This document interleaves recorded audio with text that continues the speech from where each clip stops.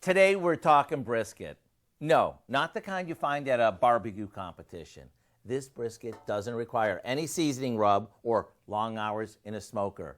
The kind we're making today is more of a slow-cooked pot roast, and it goes together like this. This is a fresh brisket, not to be confused with a pickled corned beef brisket that we would serve on St. Patrick's Day. To get this ready for the oven, all we have to do is throw together a basic sauce made from ketchup, mustard, and brown sugar. Now, we take a cup of this and add some water to it and pour it into a roasting pan.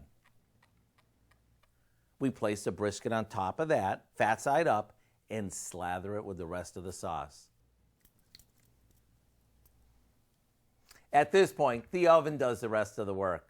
Once it's fork tender, which takes a few hours, all you have to do is slice it across the grain, and it's ready to serve.